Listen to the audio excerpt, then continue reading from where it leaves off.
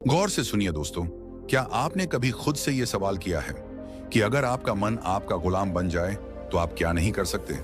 क्या आपने कभी महसूस किया है कि आपकी जिंदगी में सबसे बड़ी लड़ाई बाहर की दुनिया से नहीं, आपके अपने मन से है?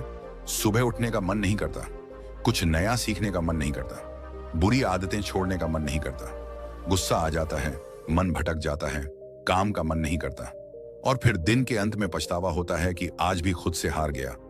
कभी सोचा है कि ऐसा क्यों होता है? इस वीडियो में हम उसी गहराई तक उतरेंगे जहां से ये सारा खेल शुरू होता है, आपके मन से। और बात बस समझने की नहीं है, बात है जागने की, सच को देखने की और अपने मन को साधने की। क्योंकि जिसने अपने मन को साध लिया उसने सारा संसार जीत लिया। गौतम बुद्ध ने कहा था, मन ही सब कुछ है, तुम जो सोचते हो वही बन जाते हो। अब जरा सोचिए, अगर आपका मन ही बार बार सोचता है कि मैं कमजोर हूं, मुझे नहीं आता, मेरा ध्यान नहीं लगता, तो वो सोच धीरे धीरे आपका सत्य बन जाती है। और यही है मन की सबसे बड़ी चाल। वो आपकी बनाई हुई आदतों, भावनाओं और यादों का गुलाम बन जाता है और आपको गुलाम बना देता है। मन एक बंदर की तरह है जो हर पल उछलता है, कभी भविष्य की चिंता में तो कभी अतीत के पछतावे में। आपके साथ भी होता है ना? आप कुछ करने बैठते हैं और अचानक मन कोई पुरानी बात याद दिला देता है, कोई दुख, कोई गलती, कोई डर, और फिर आप वहीं अटक जाते हैं, कुछ करते ही नहीं। आपका शरीर वहीं बैठा होता है पर मन कहां होता है कोई नहीं जानता। अब जरा सोचिए, ये वही मन है जो आपको महान बना सकता है अगर आप इसे समझ लें, इसे दिशा दे दें। क्योंकि मन खुद नहीं जानता कि क्या अच्छा है, क्या बुरा है। वो तो बस जिस चीज को आप बार बार दोहराते हो उसी को सच मान लेता है। अगर आप हर रोज खुद से कहते हो, मैं कुछ नहीं कर सकता, मेरा मन नहीं लगता, मेरी किस्मत खराब है, तो मन वही दोहराएगा, वही परोसता रहेगा और आप उसी में डूबते जाओगे। पर अब वक्त आ गया है कि आप इस मन को पहचानो, इसका व्यवहार समझो, इसकी चालाकी पकड़ो और इसे खुद के अधीन करो। मनोविज्ञान कहता है कि हमारे 95% निर्णय हमारे अवचेतन मन से लिए जाते हैं। यानी हम जो सोचते हैं, जो महसूस करते हैं, उसका बड़ा हिस्सा हमें पता भी नहीं चलता और फिर भी वही हमारे जीवन की दिशा तय करता है। यानी अगर आपने अपने मन को सही प्रशिक्षण नहीं दिया तो वो बिना आपकी मर्जी के आपको वहां ले जाएगा जहां आप कभी नहीं जाना चाहते थे। अब एक बात ध्यान से समझो, अगर आपका मन ही नियंत्रण में नहीं है तो दुनिया का कोई लक्ष्य, कोई रिश्ता, कोई सफलता आपको संतोष नहीं दे सकती। क्योंकि उस सब को जीने के लिए सबसे पहले जिस चीज की जरूरत है वो है मन की स्थिरता। आधुनिक विज्ञान भी यही कहता है, दिमाग की वायरिंग और फायरिंग, यानी आप जैसे सोचते हो वैसे ही आप बनने लगते हो। हर बार जब आप नकारात्मक सोचते हो, आपका दिमाग उसी सोच की आदत डाल लेता है और यही आपकी आइडेंटिटी बन जाती है। अब जरा रुकिए और सोचिए, क्या आप वाकई अपने मन के मालिक हैं या फिर आपका मन ही आपको चला रहा है? यही है वो सवाल जो इस वीडियो की शुरुआत है। क्योंकि जब तक आप इस सवाल का जवाब खुद नहीं ढूंढोगे तब तक कोई बाहरी ज्ञान, कोई मोटिवेशन, कोई तरीका काम नहीं करेगा। इस वीडियो में हम आपके सामने वो रहस्य खोलने वाले हैं जिसके बाद आप जानोगे कि मन को जीतना क्या होता है और कैसे हर आम इंसान अपने मन की शक्ति को जागृत कर सकता है। और याद रखिए, मन को जीतना कोई एक दिन का काम नहीं है, ये एक अभ्यास है, एक यात्रा है, एक युद्ध है जो हर दिन लड़ा जाता है। लेकिन अगर आप इस युद्ध को समझ लें तो जीत पक्की है। अब हम उस बिंदु पर पहुंच चुके हैं जहां से असली सफर शुरू होगा। इस सफर में हम जानेंगे मन को कंट्रोल करने की 5 सबसे शक्तिशाली विधियां जो न केवल आपके विचारों को बदलेंगी बल्कि आपके जीवन की दिशा ही मोड़ सकती हैं। तो बने रहिए इस वीडियो के साथ, क्योंकि अब जो आएगा वो सिर्फ जानकारी नहीं, जागृति है। पहली विधि, सकारात्मक आत्मवार्ता, पॉजिटिव सेल्फ टॉक। क्या आपने कभी अपने आप से कहा है, मुझसे नहीं होगा? स्विंगल, मैं हमेशा गलती करता हूं। जेरेनियम, मेरे बस की बात नहीं है। अगर हां, तो आज इस वीडियो को पूरा देखना आपके जीवन की दिशा को बदल सकता है। क्योंकि जिस व्यक्ति से आप सबसे ज्यादा बातें करते हैं वो कोई और नहीं, आप खुद हैं। और यही बातचीत आपके भविष्य की दिशा तय करती है। हमारा मन जो सोचता है वही हम बनते हैं। ये बात सिर्फ कोई मोटिवेशनल डायलॉग नहीं है, ये विज्ञान भी कहता है और ब्रह्मज्ञान भी। मन को कंट्रोल करने की पहली शक्तिशाली विधि है सकारात्मक आत्मवार्ता, यानी अपने आप से सकारात्मक बातें करना। ये कोई मामूली आदत नहीं, ये आपकी आत्मा से सीधा संवाद है। जब हम रोज खुद को नकारात्मक बातें कहते हैं, जैसे मैं कमजोर हूं, मेरे साथ ही ऐसा क्यों होता है, मुझे कुछ नहीं आता, तो हमारा अवचेतन मन, सबकॉन्शियस माइंड उन बातों को सच मानने लगता है।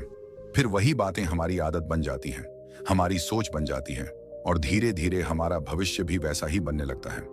मनोविज्ञान कहता है कि हमारा अवचेतन मन हर उस बात को रिकॉर्ड करता है जो हम खुद से बार बार कहते हैं। इसलिए अगर आप खुद से बार बार बोलते हैं मैं हार जाऊंगा, तो आपकी सोच हारने वाली बन जाएगी।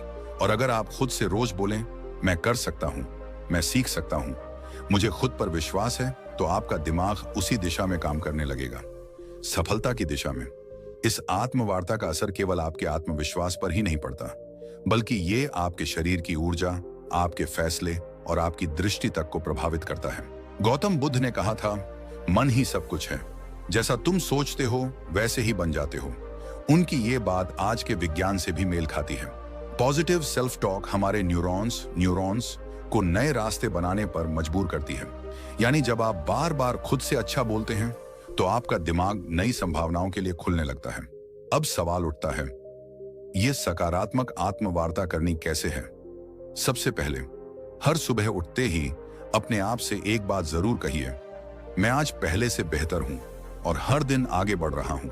ये छोटे छोटे वाक्य आपके दिन की दिशा तय करते हैं। दूसरा, जब भी कोई काम मुश्किल लगे तो खुद से ये मत कहो कि मुझसे नहीं होगा, बल्कि कहो ये चुनौती है और मैं इसे सीखने का मौका मानता हूं। इस सोच से आपका डर छंटने लगता है। तीसरा, अगर आप किसी गलती को लेकर खुद को कोसते हो तो उसी समय खुद से कहो, मैं सीखने वाला हूं, गलती मेरी पहचान नहीं है। ये आत्म स्वीकृति आपके मन को बोझ से मुक्त करती है। दुनिया में कोई भी सफलता तब तक नहीं आती जब तक आप खुद पर विश्वास करना नहीं सीखते, और यह विश्वास तब पैदा होता है जब आप खुद से बात करना शुरू करते हैं, सकारात्मक ढंग से। अब यहां एक बात और समझना बेहद जरूरी है।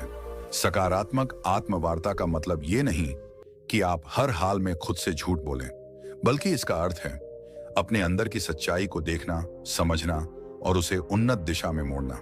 अगर आप किसी कमजोरी को पहचानते हैं तो खुद से कहिए, हाँ ये मेरी कमी है, लेकिन मैं इसे सुधार सकता हूं। बस यही सोच आपको हर दिन एक नए स्तर पर ले जाएगी। इस आदत को अपनाने के लिए आप एक छोटा सा अभ्यास कर सकते हैं। रोज रात को सोने से पहले अपने आप से 3 सकारात्मक बातें बोलिए, जैसे आज मैंने खुद पर काम किया, मैं आगे बढ़ रहा हूं, मुझे खुद से प्यार है। ये बातें छोटी लगती हैं, लेकिन यही छोटी बातें आपके अंदर की जंग को जीतने में मदद करती हैं। बुद्ध कहते हैं, खुशी हमारे अपने विचारों पर निर्भर करती है। तो अगर आपके विचार आपके खुद के बारे में नकारात्मक होंगे तो आपके जीवन का हर कोना दुखी लगेगा। लेकिन अगर आप अपने अंदर सकारात्मक ऊर्जा भरते हो तो मुश्किलें भी साधारण लगने लगती हैं।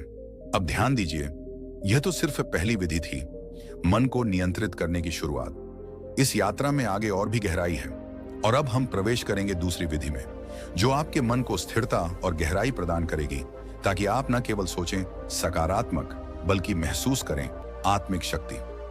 दूसरी विधि, लक्ष्य निर्धारण, गोल सेटिंग। क्या आपने कभी सोचा है कि मन भटकता क्यों है?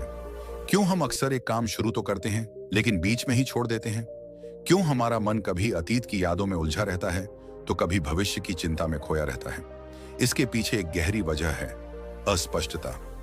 मन को दिशा तब मिलती है जब उसे पता हो कि उसे जाना कहां है, और जब यह दिशा नहीं होती तो मन बिल्कुल उस घोड़े की तरह होता है जो खुली जमीन में बेतहाशा दौड़ रहा हो, बिना किसी मंजिल के। इसलिए मन को नियंत्रित करने की दूसरी शक्तिशाली विधि है लक्ष्य निर्धारण।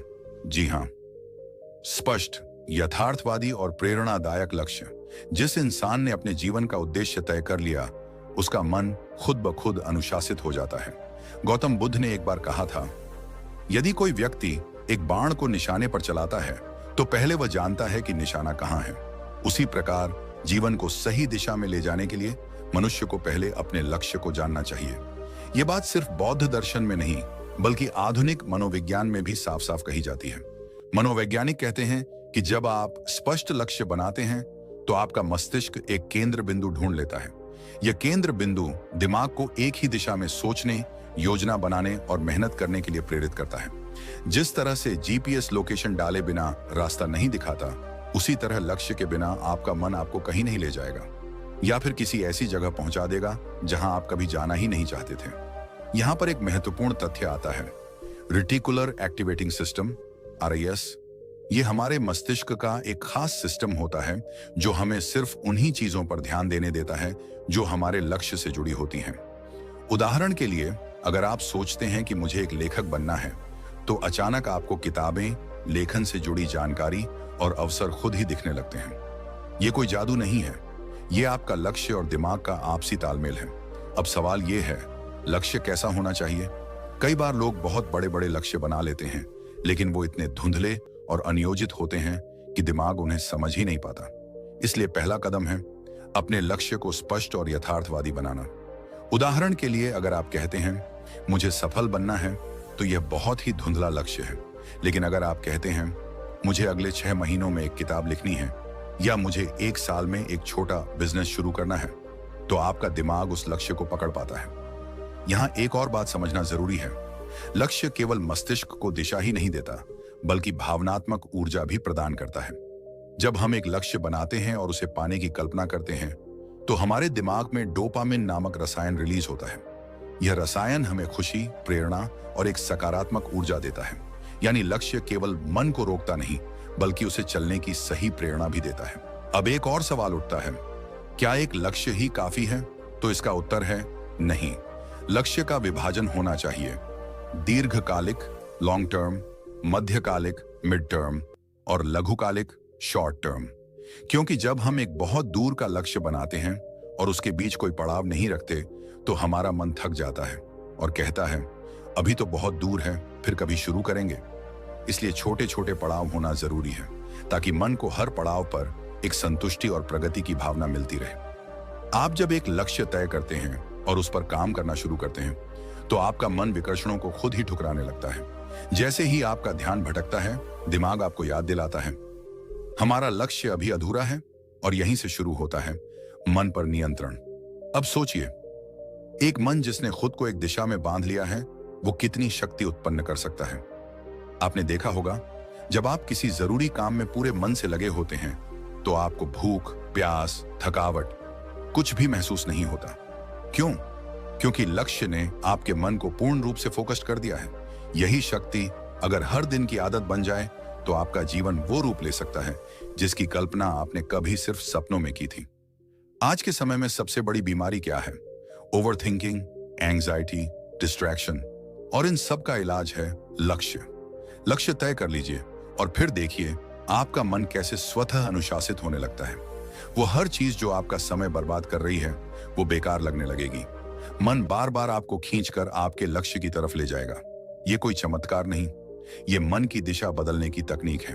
अब जरा ये विचार कीजिए, अगर एक छोटा सा चुंबक लोहे की सुई को खींच सकता है, तो एक स्पष्ट और सशक्त लक्ष्य आपके मन को कितना खींच सकता है? मन जो अभी तक इधर उधर भागता फिर रहा था, वह धीरे धीरे उस चुंबक यानी लक्ष्य की ओर आकर्षित होने लगेगा। गौतम बुद्ध ने कहा था, मन अत्यंत चंचल है, लेकिन यदि उसे साध लिया जाए, तो वह आपके सबसे बड़े शत्रु को भी मित्र बना सकता है। इस साधना का पहला चरण था आत्मवार्ता और दूसरा लक्ष्य निर्धारण। ये दोनों विधियां मिलकर आपके मन को भीतर से पुनः प्रशिक्षित करती हैं। ये उसे एक नए रास्ते पर चलाना सिखाती हैं, जहां दिशा है, उत्साह है और स्पष्टता है। तो अगर आप चाहते हैं कि आपका मन आपकी बात माने, तो सबसे पहले आप उसे बताइए कि कहां जाना है। फिर देखिए कैसे वो रास्ता खुद बनाने लगता है। और यही से शुरू होती है वास्तविक आत्मशक्ति की यात्रा। दोस्तों, क्या आप जानते हैं कि हमारा मन सबसे अधिक बेचैन तब होता है जब हमारे पास समय की कोई योजना नहीं होती, जब हम हर काम को टालते जाते हैं, जब दिन रात सिर्फ भाग दौड़ बनकर रह जाते हैं, लेकिन फिर भी मन शांति को नहीं छू पाता। तब असल में दिक्कत समय की नहीं होती, बल्कि उस समय के प्रबंधन की होती है। और यहीं से शुरू होती है मन को काबू में रखने की तीसरी शक्तिशाली विधि, समय प्रबंधन। आज हम जिस दुनिया में जी रहे हैं, वहां व्यस्त रहना एक ट्रेंड बन गया है, लेकिन व्यस्त होना और व्यस्तता का प्रबंधन कर पाना, ये दोनों एक जैसी चीजें नहीं है। अगर आप दिन भर बहुत कुछ करते रहते हैं, लेकिन अंत में थक कर गिर पड़ते हैं और खुद से ही नाराज रहते हैं, तो यकीन मानिए आप समय को नहीं चला रहे, समय आपको चला रहा है। और जब समय हमें चलाने लगे, तो मन खुद ब खुद बेचैन, चिंतित और थका हुआ महसूस करता है।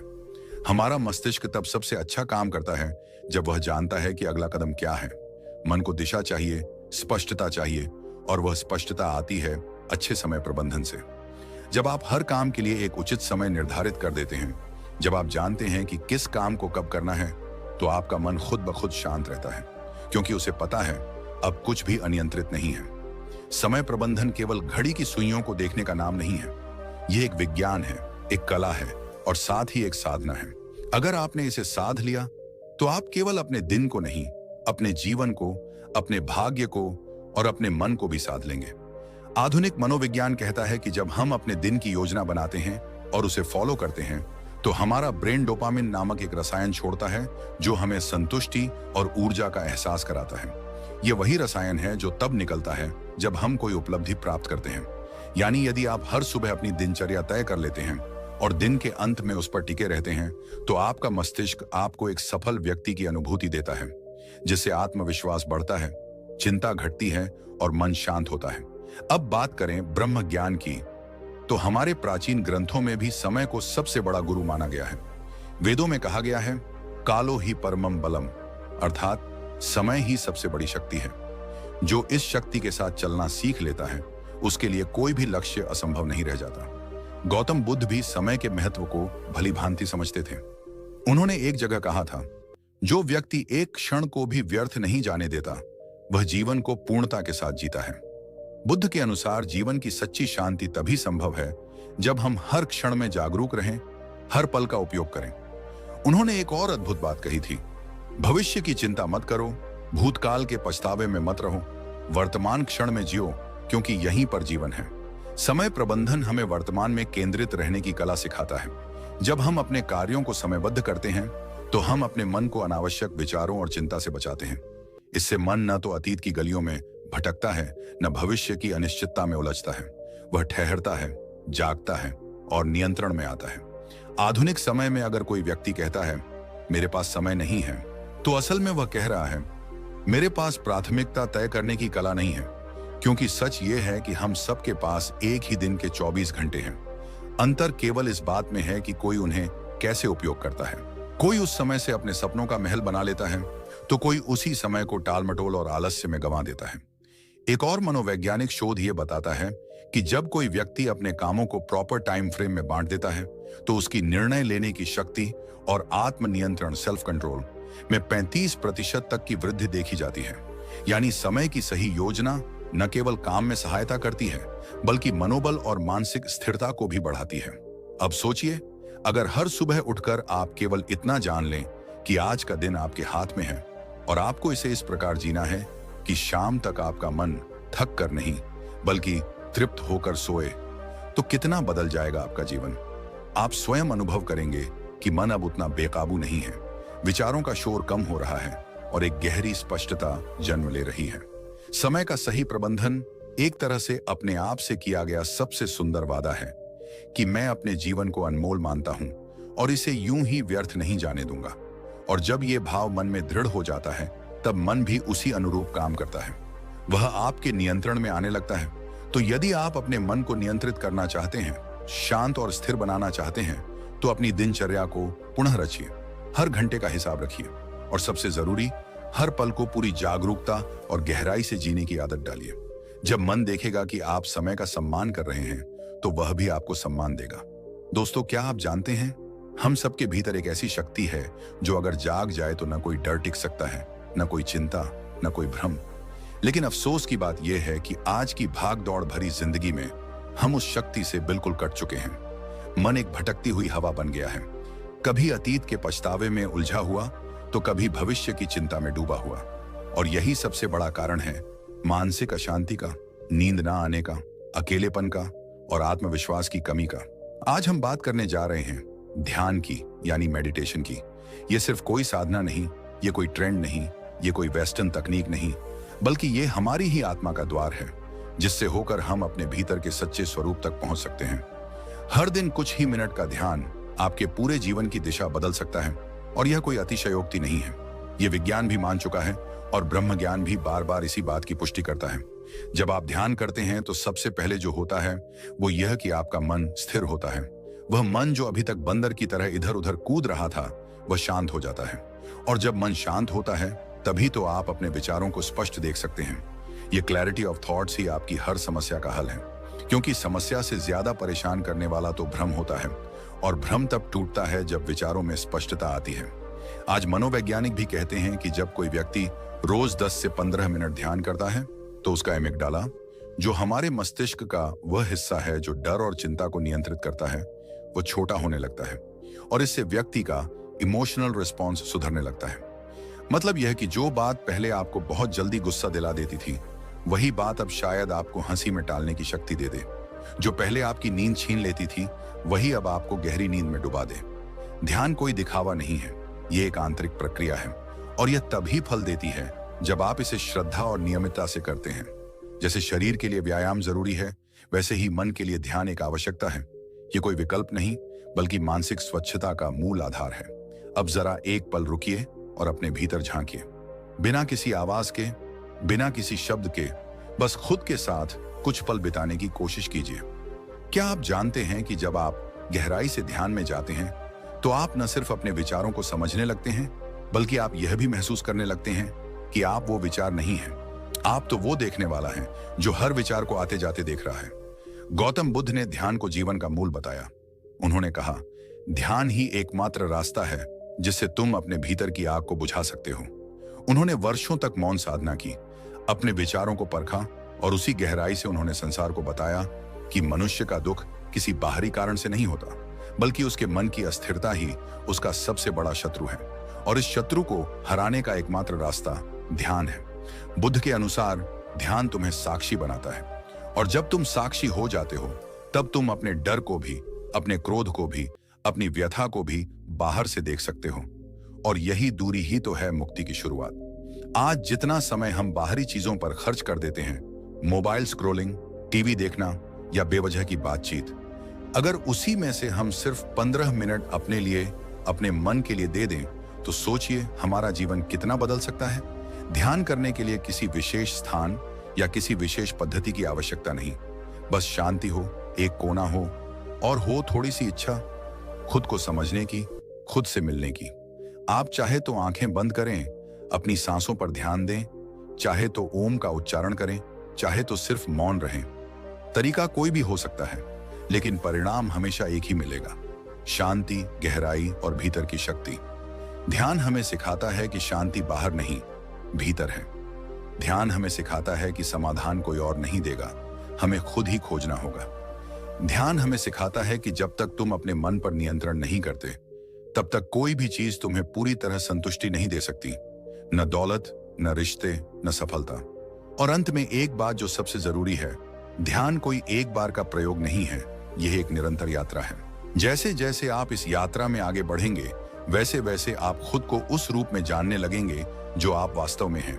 आप पाएंगे कि आप सिर्फ एक शरीर नहीं, एक नाम नहीं, एक पहचान नहीं, बल्कि आप शुद्ध चेतना हैं, शुद्ध शक्ति हैं। और जब यह बोध हो जाता है, तब मन पर नियंत्रण कोई कठिन कार्य नहीं लगता। तब चिंता मिट जाती है, तब डर भाग जाता है, तब भीतर से आवाज आती है, अब तुम मुक्त है। और ठीक यहीं से हमारी अगली विधि की शुरुआत होती है, जो इस शुद्ध चेतना को और अधिक गहराई से पहचानने की ओर हमें ले जाएगी। जब जीवन की आपाधापी हमें थका देती है, जब विचारों का शोर इतना बढ़ जाता है कि अपने ही मन की आवाज सुनना मुश्किल हो जाता है, तब हम अक्सर मानसिक शांति की तलाश में भटकते हैं। हर कोई यही सोचता है, कैसे अपने मन को काबू में लाया जाए, कैसे इस बेचैनी से बाहर निकला जाए, कैसे अपने जीवन को फिर से संतुलित किया जाए।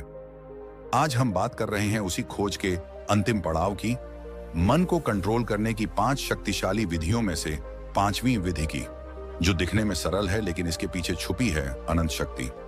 यह विधि है शारीरिक व्यायाम, यानी रेगुलर फिजिकल एक्सरसाइज। अब आप सोचेंगे कि इसमें ऐसा क्या खास है, क्या वाकई शारीरिक व्यायाम से मन शांत हो सकता है? तो चलिए आज हम इस पर गहराई से बात करते हैं, सिर्फ शब्दों से नहीं, बल्कि विज्ञान, प्राचीन ज्ञान और अनुभव से जुड़े तथ्यों के आधार पर। सबसे पहले यह समझिए कि हमारे मन और शरीर का रिश्ता कितना गहरा है। जब शरीर में कोई बदलाव होता है तो उसका सीधा असर मन पर पड़ता है, और जब मन में कुछ चलता है तो शरीर भी उसका असर झेलता है। इसीलिए अगर आप अपने मन को नियंत्रित करना चाहते हैं तो शरीर को अनदेखा नहीं कर सकते। आधुनिक विज्ञान कहता है कि जब हम व्यायाम करते हैं, चाहे वो तेज चलना हो, योग हो, दौड़ना हो या कोई खेल, तो हमारा मस्तिष्क एंडोर्फिन्स एंडोर्फिन्स नामक रसायन छोड़ता है, जिसे फील गुड हॉर्मोन्स कहा जाता है। यह वही रसायन है जो हमें सुकून देता है, तनाव को कम करता है और मन को स्थिर करता है। यही कारण है कि जो लोग रोजाना व्यायाम करते हैं वे मानसिक रूप से ज्यादा स्थिर, शांत और सकारात्मक बने रहते हैं। अब अगर हम प्राचीन ब्रह्म ज्ञान की ओर देखें तो वेदों और उपनिषदों में भी कहा गया है, शरीर माध्यम खलु धर्म साधनम, अर्थात यह शरीर ही धर्म पालन का पहला साधन है। जब शरीर स्वस्थ होगा तभी मन भी अनुशासित होगा और जीवन का लक्ष्य प्राप्त कर पाना संभव होगा। गौतम बुद्ध के जीवन में भी इसका विशेष महत्व देखने को मिलता है। बुद्ध ने अपने शिष्यों को केवल ध्यान और उपदेश ही नहीं दिए, बल्कि उन्हें नियमित रूप से चलने, शरीर को सक्रिय रखने और अपने शरीर के साथ अपने मन का भी ध्यान रखने की शिक्षा दी।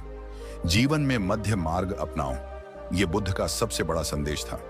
न तो शरीर को इतना थकाओ कि वह टूट जाए और न ही उसे इतना आराम दो कि वह जड़ हो जाए। संतुलन ही असली साधना है। ध्यान दीजिए, जब आप थके हुए होते हैं, तनाव में होते हैं या क्रोध में होते हैं तो आपका शरीर कैसा हो जाता है? आपकी सांसें तेज चलने लगती हैं, मांसपेशियां कस जाती हैं, नींद उड़ जाती है और पेट में गड़बड़ी होने लगती है। यह सब शरीर के अंदर का संकेत है कि मन ठीक नहीं चल रहा। लेकिन जैसे ही आप व्यायाम करते हैं, श्वास गहरी होती है, शरीर में ऊर्जा दौड़ती है, नींद सुधरती है और मन हल्का लगने लगता है। इसका एक और गहरा पक्ष है जो बहुत कम लोग समझते हैं। जब आप व्यायाम करते हैं तो आप अपने शरीर से जुड़ते हैं। उस क्षण आप वर्तमान में होते हैं, अभी और यही है being in the present moment, जो कि ध्यान का सबसे मूल सिद्धांत है। और जब आप इस तरह से हर दिन अपने शरीर के साथ उपस्थित रहते हैं तो धीरे धीरे आपका मन भी आपके नियंत्रण में आना शुरू करता है। व्यायाम का मतलब सिर्फ जिम जाना या भारी वजन उठाना नहीं है। यह तो आपकी दिनचर्या का एक हिस्सा बन सकता है, जैसे सुबह की सैर, सूर्य नमस्कार, प्राचीन योगासनों का अभ्यास या यहाँ तक कि खेतों में काम करना भी एक तरह का व्यायाम है। सवाल यह नहीं है कि आप क्या करते हैं, सवाल यह है कि आप कितनी नियमितता से करते हैं और कितनी श्रद्धा से करते हैं। और एक बात हमेशा याद रखें, जब आप अपने शरीर को रोज सुधारते हैं तो आप अनजाने में अपने मन को भी एक मन को नियंत्रित करना कोई एक दिन का काम नहीं है। ये एक यात्रा है, आत्मज्ञान की, अनुशासन की और अपने भीतर की शक्ति को पहचानने की। जब आप अपने मन को समझना शुरू करते हैं, उसे दिशा देना सीखते हैं, तो आप खुद महसूस करेंगे कि जीवन में कितनी शांति, स्पष्टता और ऊर्जा आ गई है। आज से ही छोटी शुरुआत करें, ध्यान करें, अपनी सांसों पर ध्यान दें, अपने विचारों को देखें और हर दिन खुद से जुड़ने का प्रयास करें। एक दिन, 2 दिन, एक हफ्ता और धीरे धीरे आप अपने भीतर के उस मौन को महसूस करेंगे जो अब तक बाहर की दुनिया के शोर में खो गया था। और याद रखिए, मन पर विजय ही जीवन की सबसे बड़ी जीत होती है। अगर आपको यह वीडियो पसंद आया हो, अगर आपको इससे कुछ सीखने को मिला हो, अगर इन बातों ने आपके मन को छुआ हो, तो कृपया इस वीडियो को लाइक करें, अपने दोस्तों और परिवार के साथ शेयर करें और हमारे YouTube चैनल को सब्सक्राइब करें। आपका एक एक सब्सक्राइब हमें प्रेरणा देता है कि हम आपके लिए और भी गहरा और भी सार्थक ज्ञान लेकर आए। हमारा उद्देश्य सिर्फ वीडियो बनाना नहीं, बल्कि आपके जीवन में एक सकारात्मक बदलाव लाना है। तो जुड़िए हमारे साथ इस आत्म विकास की यात्रा में, क्योंकि आने वाले वीडियो में हम बात करेंगे एक ऐसे विषय पर जो आपके जीवन के हर कोने को रोशन कर सकता है। धन्यवाद। शांत रहिए, जागरूक रहिए और अपने भीतर की शक्ति को पहचानते रहिए।